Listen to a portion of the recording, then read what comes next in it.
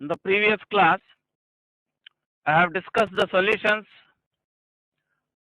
for the questions in the assignment in center of mass and conservation of linear momentum up to question number 45. So now next I am going to continue the discussion of the solutions for the questions in the assignment in center of mass and conservation of linear momentum starting from question number 46.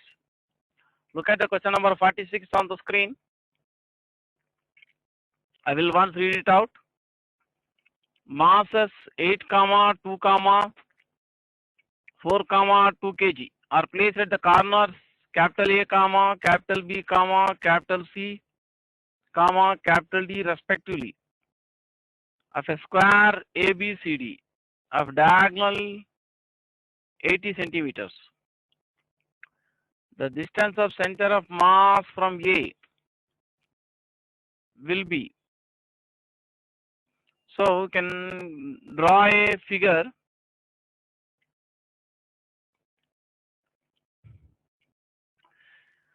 So here 4 masses 8 kg, 2 kg, 4 kg and 2 kg are placed at the corners A, B, C, D, which are denoted by M1, M2, M3, M4.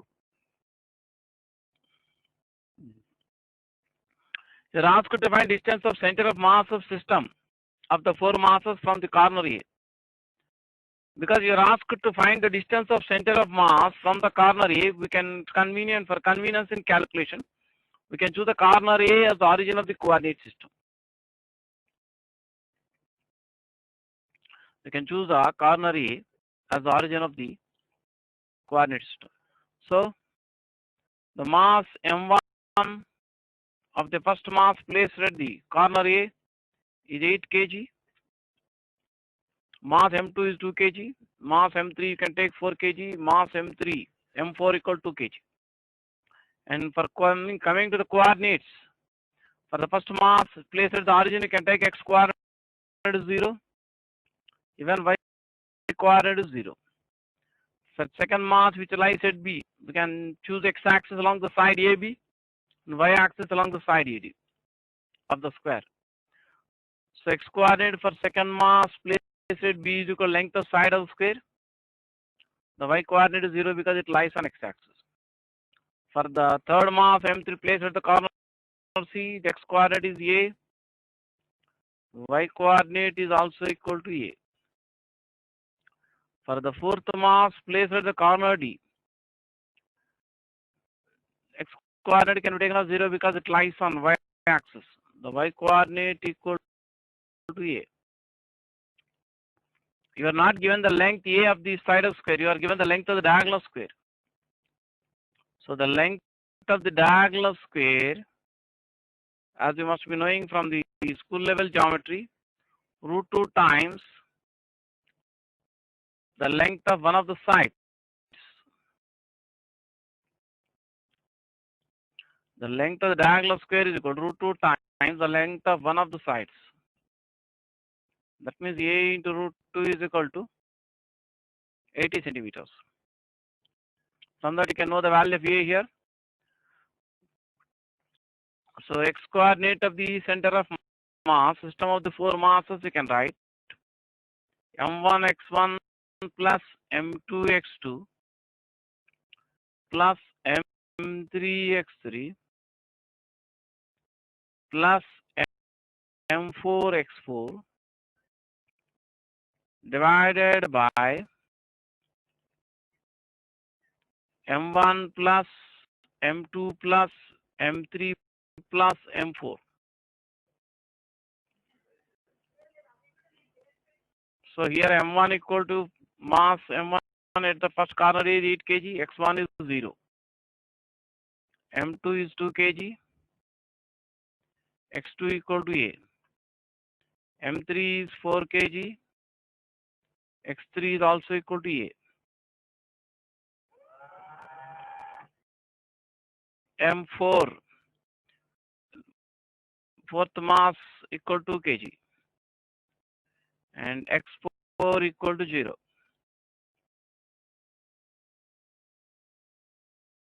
By M1 plus M2 plus M3 plus M4. This you can simplify it.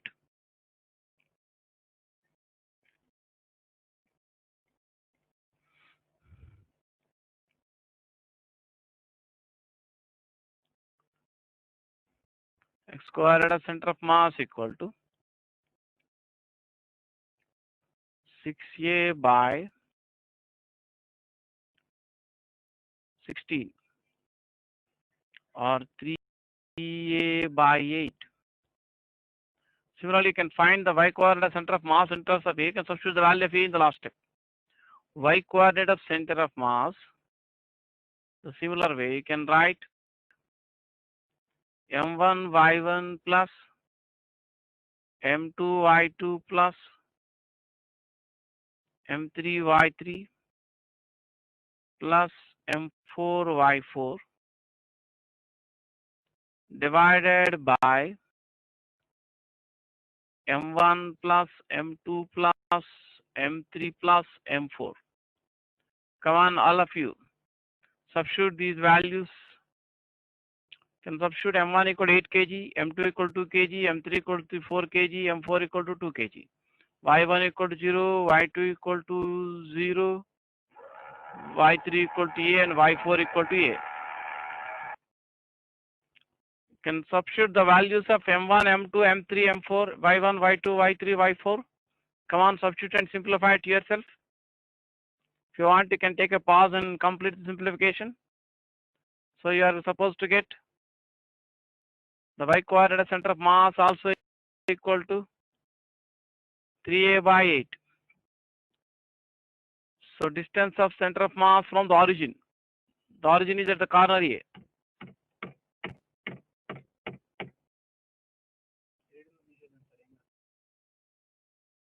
The distance of center of mass from the origin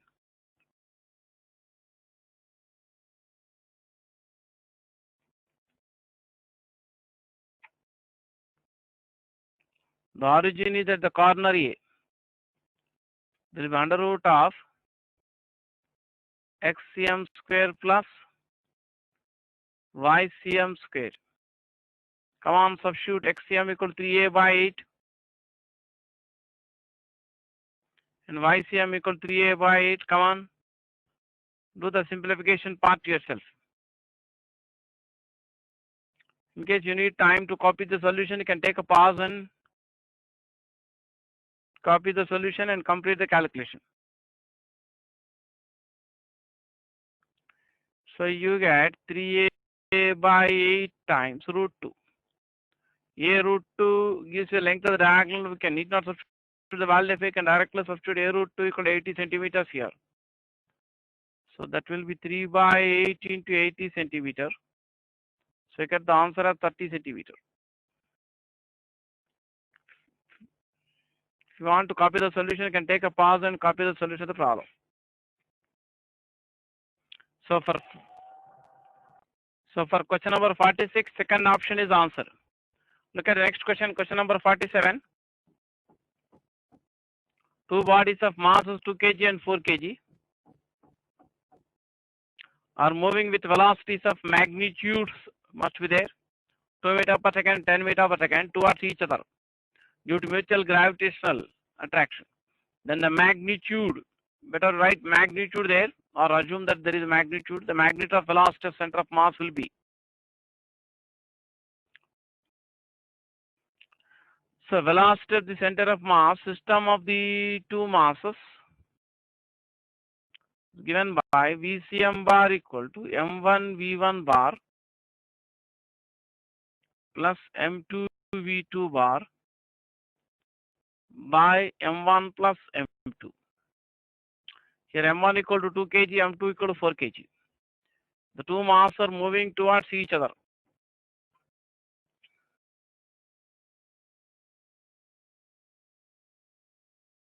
That means the two velocity vectors V1 bar and V2 bar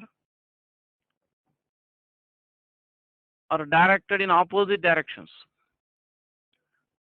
So let us choose the direction of V1 bar in the positive direction of x-axis. That means V1 bar in vector form, you can write 2 meter per second into I cap, or 2 I cap meter per second. I cap is the unit vector along positive x-axis. As you must be knowing, as I discussed in vectors, any vector can be written as product of its magnitude and unit vector same direction. V2 bar is the velocity vector directed towards left side in the negative direction of x-axis. That you can write 10 into minus I cap meter per second. So now I can substitute m1 equal to 2 kg, v1 bar equal to I cap, m2 equal to 4 kg, and v2 bar equal to minus 10 I cap meter per second. m1 plus m2 will be 2 plus 4 kg. Units of mass get cancelled. This you can try to simplify it yourself. This will be 4 I cap minus 40 I cap by 6 meter per second. So minus 36 by 6 or minus 6 I cap meter per second. The negative sign indicates that the velocity of center of mass is directed towards left, the negative direction of x-axis.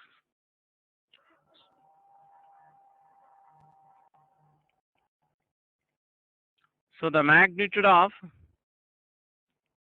the velocity of the center of mass of system of the two bodies will be equal to 6 meter per second. So that's the answer for the given question.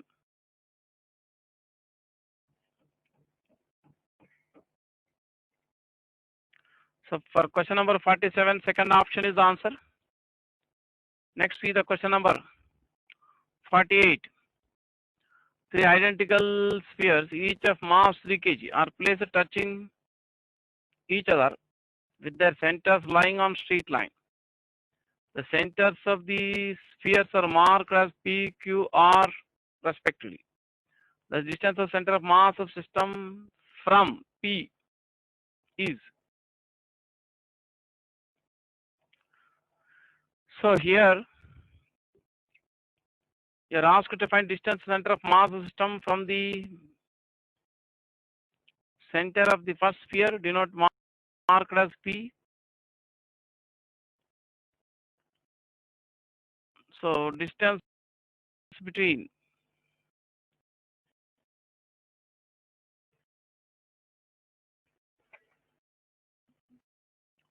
So to find the distance of center of mass of system of the three spheres from center P of the first sphere, you can choose the center P of the first sphere as the origin of the coordinate system.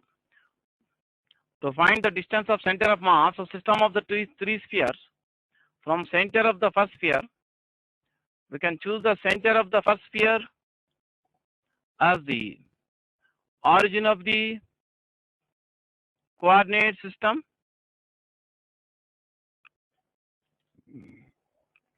So that x1 you can take, we can choose the line joining the centers of all the spheres as x-axis and center of first sphere as origin. So x coordinate first mass m1 of sphere. First sphere you can take it as 0.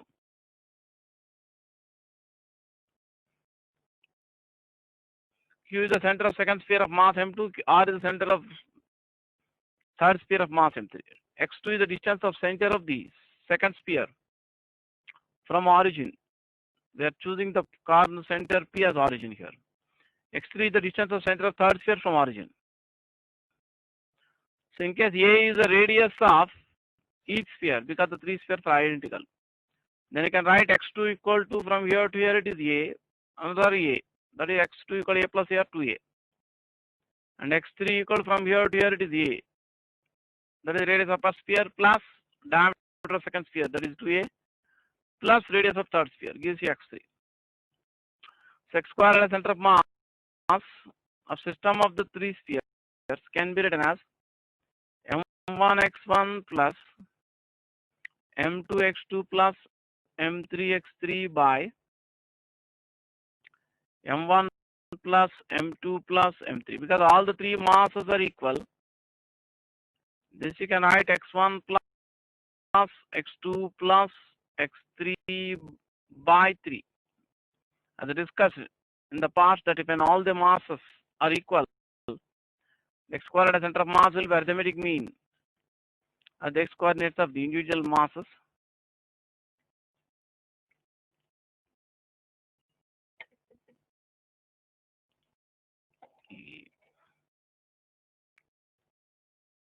So here x1 is 0, x2 is equal to distance from P to Q, x3 is distance from P to R. Therefore, x can be written as PQ plus PR by 3.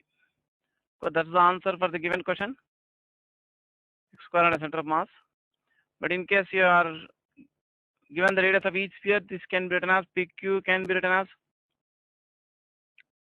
x2, or PQ can be written as 2a, PR can be written as 5a, that you get 7a by 3, where a is the radius of one of spheres. If you want to copy the solution of the problem, you can take a pause and copy the solution of the problem. The second one. So for question number 48, second option is answer.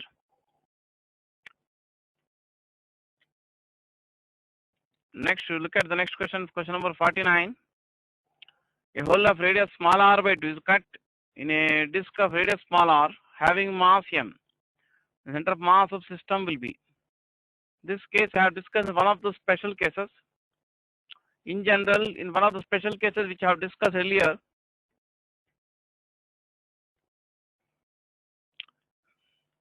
if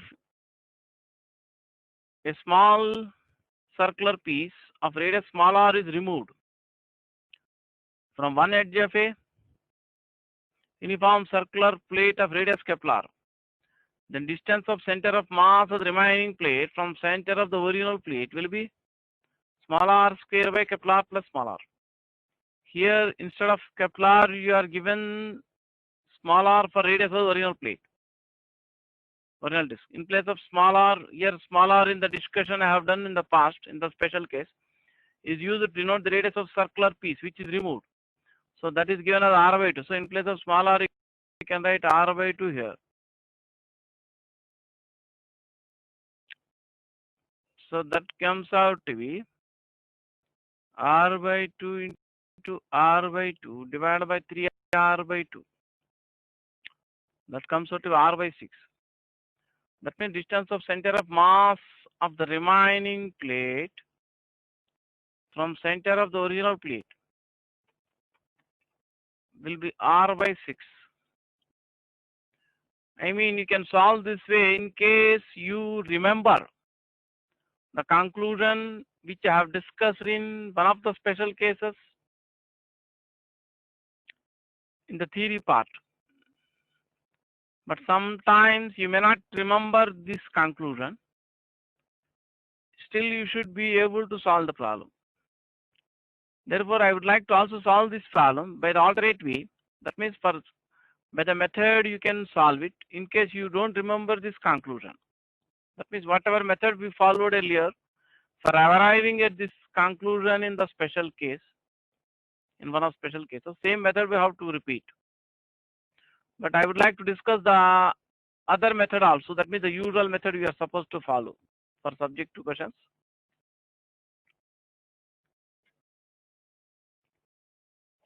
So coming to the alternate method, let M1 be the mass of the remaining circular disk, and let M2 the mass of circular piece which is removed.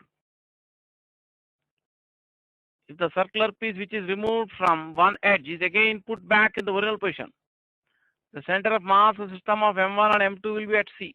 That means at the center of the original plate. C lies in between C1 and C2. C2 means center of mass of M2. C1 means center of mass of M1. Here M1 is the mass of the remaining plate. M2 is the mass of circular piece which is cut out. So let D1 denote distance between C1 and C. Let D2 denote distance between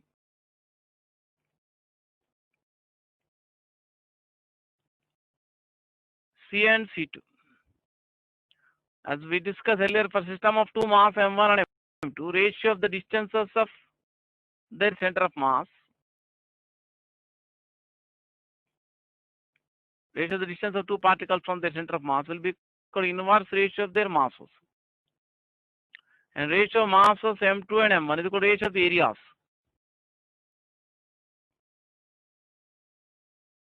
Because the uniform plate having same thickness and density throughout. Mass can be done volume into density. Volume is equal to area into thickness. Thickness is denoted by T. Rho be the density. It is uniform plate, so thickness and density are same throughout. Area of the circular piece removed is equal to pi into square of the radius of circular piece. That is equal to r by pi into r by 2 whole square. Here is the area of the remaining plate.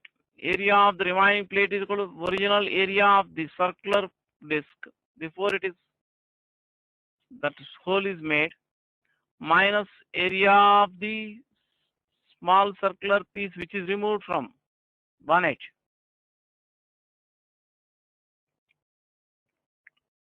So this has to be simplified by yourself. So you get d1 by d2. So you can cancel pi here.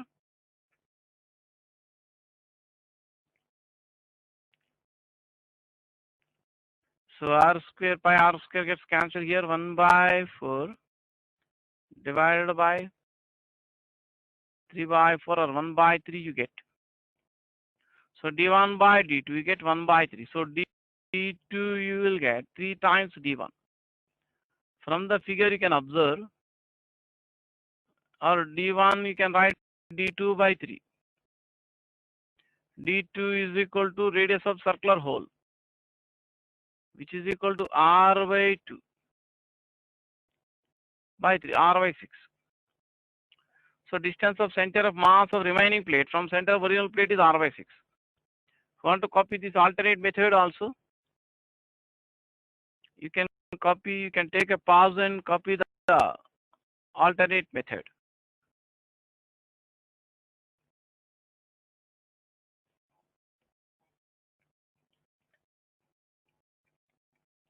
So for question number 49, fourth option is answer. The center of mass of system of the remaining disk will be at a distance r by 6 from center away from the hole along the common diameter. So fourth option is answer. So look at the question number 50. 3 identical bricks of length L are placed on the top of each other as shown in the figure, so that part of each overhangs the one below. Find in terms of L the maximum value of the total overhang X. Now see here, if you consider first the top block, for the top block not to fall,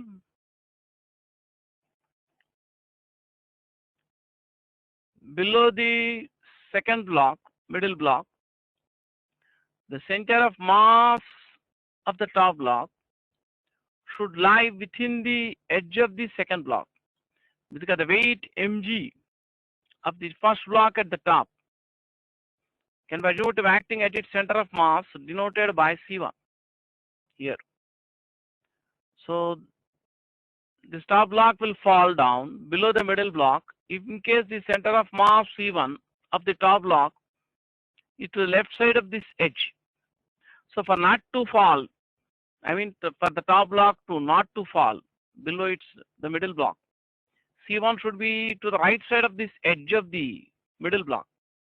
So at the maximum, the length of the top block that can project beyond the left edge of the middle block is L by 2. Now center of mass of the middle block will be at the geometric center of the middle block. So at a distance L by 2.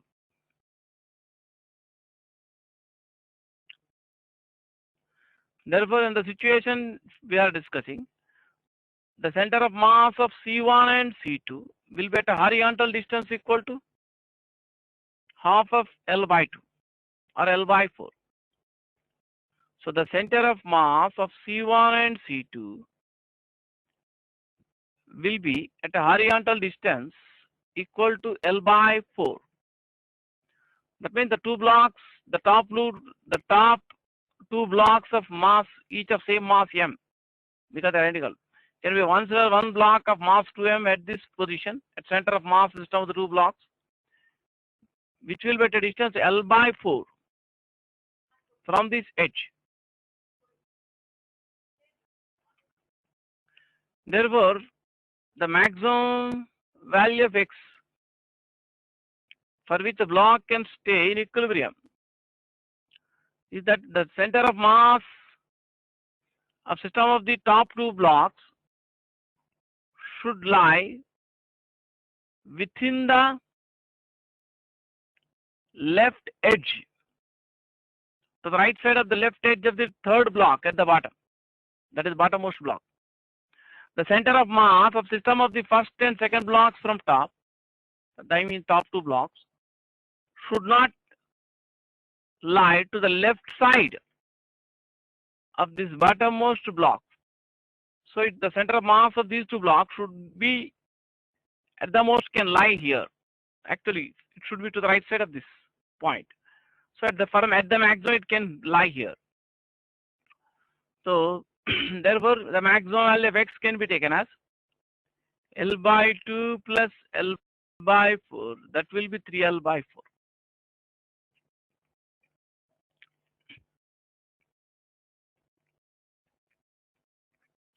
So for question number 50, third option is the answer.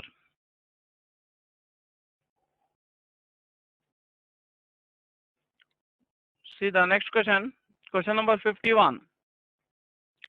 A rod of length L is non-uniform. Linear density, mass per unit length, varies linearly with distance from left end. Then its center of mass from the left end is at a distance. The linear density at the left end may be taken as 0. So we can choose origin at the center of the left end of the rod and x-axis along the axis of the rod. So by symmetry of the situation, you can say that the center of mass of the rod lies on x-axis, that is on the axis of symmetry of the rod. So at the left end, linear density is 0. So linear density means mass per unit length of the rod proportional to distance x from the left end. So you can put a constant of proportionality. You can write mu equal to some constant. You can denote it by c, suppose, or k into x. Let us consider small element of the rod with infinitesimally small thickness dx. We'll consider small element of the rod whose center, the element is in the form of thin circular disc, whose center is the distance x from the left end, and thickness of this elementary disc is dx. So the rod can be imagined to be made up of large number of small elementary discs, each of infinitesimally small thickness dx. So we consider one of such elementary discs with infinitesimally small thickness dx, with its center at distance x from the left end of the rod. So you may assume that mass linear density to be almost same at all points within this thickness dx. So mass of that elementary part of the rod or elementary disk can be written as mass per unit length into length of that elementary part, nu into dx. Nu is the linear density, mass linear density, means mass per unit length, which you can write k into x.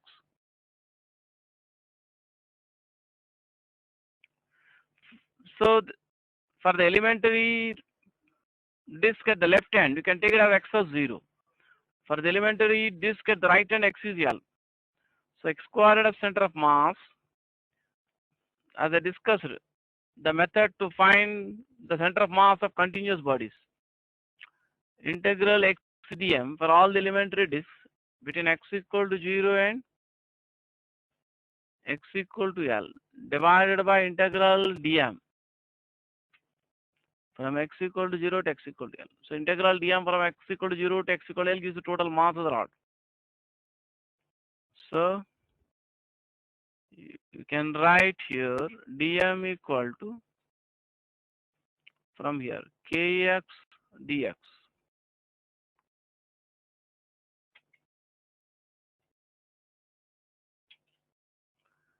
The denominator also dm can be done as kx dx. So this you can write, k is a constant, can be put outside the integral symbol. So integral of x squared dx 0 to L divided by k into integral x dx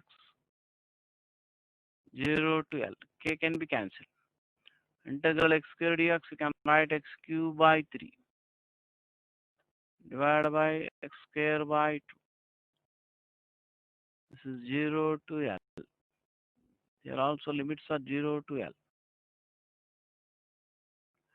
So if you want to copy the solution of the problem, you can take a pause and copy the solution of the problem.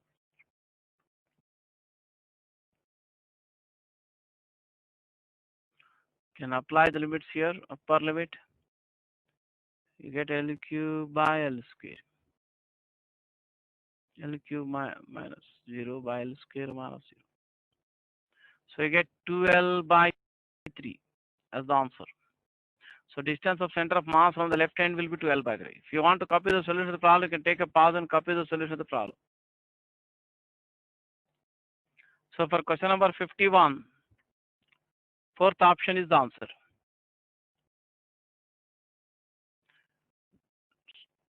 See the question number 52. This similar question I have discussed in the past.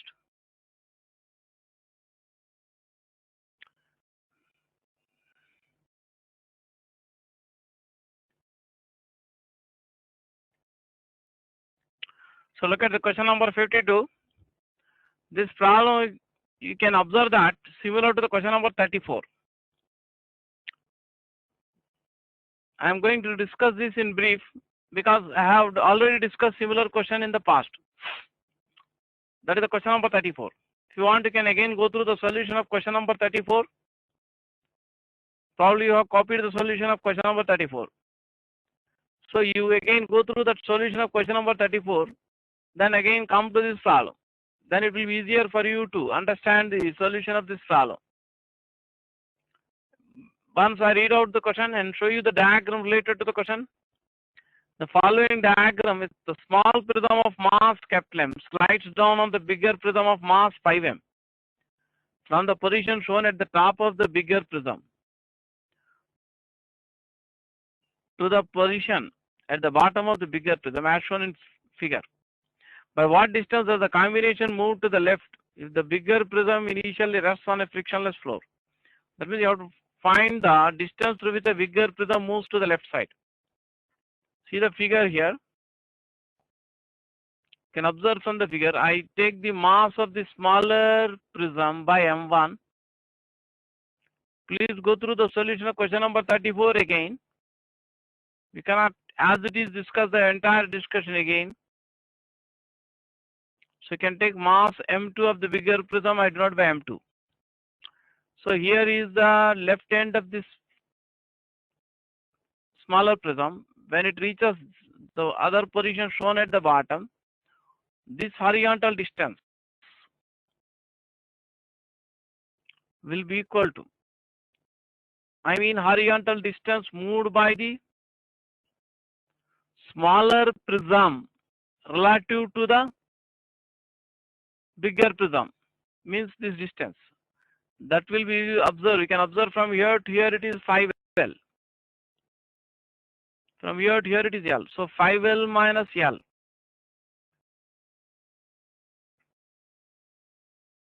That will be 4L. So because the combination rests on a smooth horizontal floor, and the smaller from conservation of linear momentum, as explained in question number 34, the smaller prism shifts towards right in the horizontal direction. Then horizontally the bigger prism moves towards left side. Let S1 be the magnitude of the horizontal distance through which the smaller prism moves towards right side.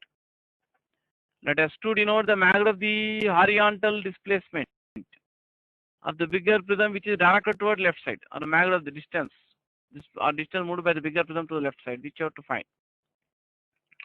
So magnitude of the relative displacement, because the two displacements are opposite, magnitude of the relative displacement of smaller prism with respect to the bigger prism will be S1 plus S2.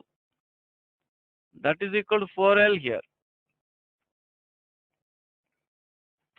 As explained in the question number 34, repeating the procedure of the question number 34, you can write M1 S1 equal to M2 S2. So M1 is M here, M2 is 5M. So you get S1 equal to 5 into S2. Now you can substitute the value of S1 from first equation into the second equation. So you get 5S2 plus S2 equal to 4L, or 6S2 equal to 4L, or you can write S2 equal to 4L by 6, or 2L by 3. So S2 is the horizontal distance moved by the bigger prism to the left side with respect to stationary observer on the earth. So that is the answer. If you want to copy the solution of this problem, you can take a pause and copy the solution of the problem. So for the question number 52, which I just now discussed, third option will be the answer. That is 2L by 3. So next, look at the question number 53. A thin rod of length L is lying along x-axis with its ends at x equal to 0 and x equal to L. Linear density, mass per unit length, varies with x as k into x by L whole power n, where n can be 0 or any positive number. Position XCM, center of mass of the rod, is plotted against M. Which of the following graphs best approximate the dependence of XCM on N? So you can analyze the graph. If you consider the case where n equal to 0 and n equal to 1.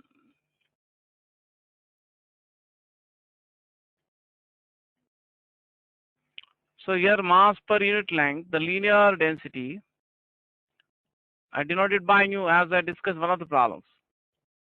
That is given to be x by L power n. So let us consider the case when n is 1.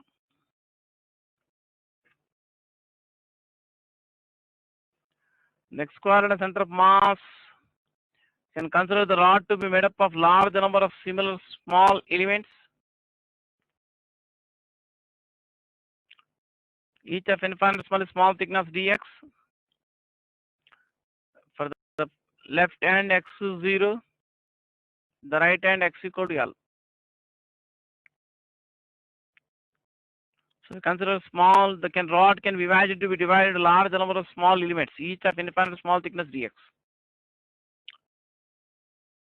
So by the method, we can follow the method I discussed earlier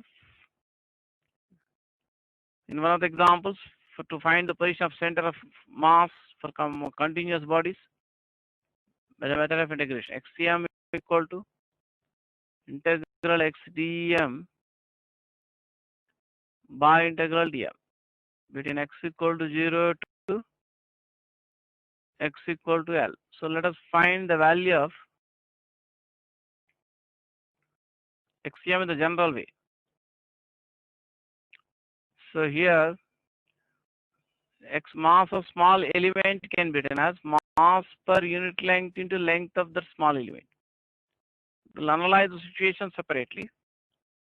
First we'll derive it in the general way. So x into nu dx, nu you can write k into x by L or n. dm is the mass of small element of the rod with infinite small length dx. That is equal to mass per unit length into length dx. Mass per unit length you can write k into x by L whole power n. So that is x into k into x by L whole power n dx 0 to L divided by integral dm means integral of k into x by L power n dx from x equal to 0 to x equal. So k is a constant, you can put outside integral symbol both in numerator and denominator. So k into L power n into integral of x power n plus 1 dx 0 to L. The denominator also you can take k by L power n outside integral symbol because L and k are constants. Into integral of x power n dx 0 to L. So k by L power n gets cancelled. So integral of x power n dx you can write x power n plus 1 by n plus 1 0 to L. Same way numerator you can write x power n plus 1 by n plus 1 from 0 to L. So you get xcm equal to n plus 1 by n plus 2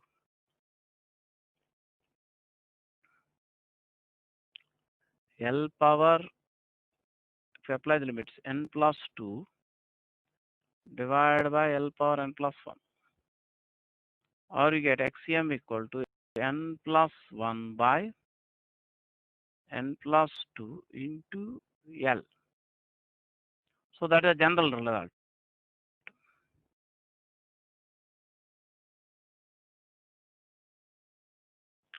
So if n is 0, you get xcm equal to L by 2. So if n equal to 1, you get xcm equal to 1 plus 1, 2. 2 by 3L. Like that.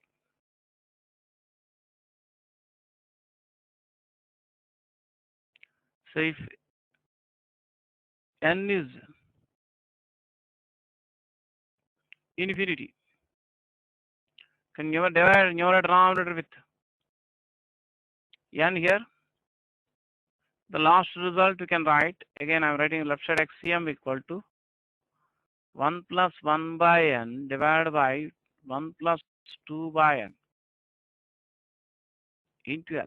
So when n is infinity, 1 by n becomes 0, 2 by n also becomes 0. Then xcm will be L. So you have to see where all these conditions tally out. That means in which one of the graphs you get n equal to 0, xcm equal to L by 2.